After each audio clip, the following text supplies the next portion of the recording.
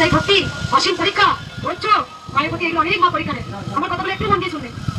আমি সবসময় ভিডিওর মাধ্যমে একটা কথা কি বলি না, আমার এই ভিডিও 40,000-50,000 মানুষ দেখে, আর এখানেও কিছু বক্তব্য কিন্তু শুনবেন আমার কথাগুলো।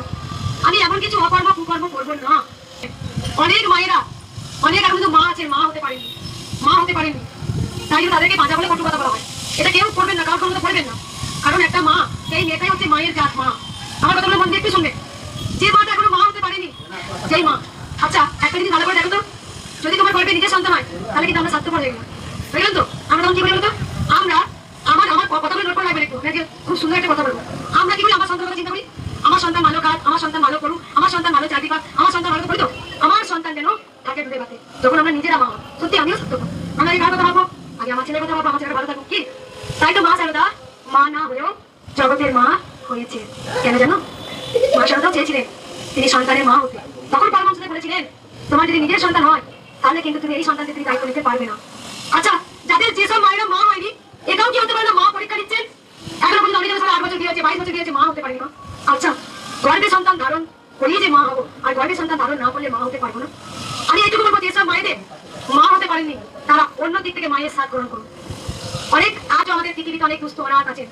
তুমি যেটা তোমার সন্তানের কথা চিন্তা করছিলে, সেই খাবারটা সেই অনাথকে তুমি দাও। সেই সন্তানদের পুজোর সময় তাকে পরনে জামা প্যান্ট দাও, তুমি এমনি মা হয়ে যাবে। তখন যে কি স্বাদ, কি আনন্দ, সেটা মুখে বলা যাবে না। আমার ইচ্ছা আছে প্রথম হচ্ছে মায়ের মন্দির।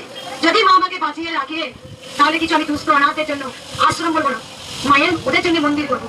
মায়ের মন্দির হবে, তারপর ওদের জন্য মন্দির হবে। এমনকি আমার লিখিত থাকবে, তাদেরকে স্নেহের মতো আমি যতদিন থাকবো আমি তো আসবো, বাচ্চাদের আমি দুবেলা দেখবো, আমার ইচ্ছা আছে।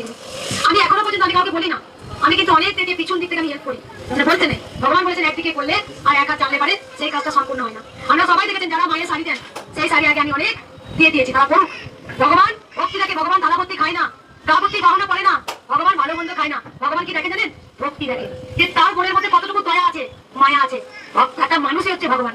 মানুষকে তুমি ইচ্ছাই করবে আর তুমি ভগবানকে খুব সুন্দরভাবে পুজো করবে, তাতে তো ভগবান পুজো গ্রহণ করে না। ভগবান আসল থাকে মানুষের মধ্যে। তোমার যদি ভালোই না বাঁচতে পারলাম না, তাহলে ভগবান কিসে ভালোবাসা দেবে?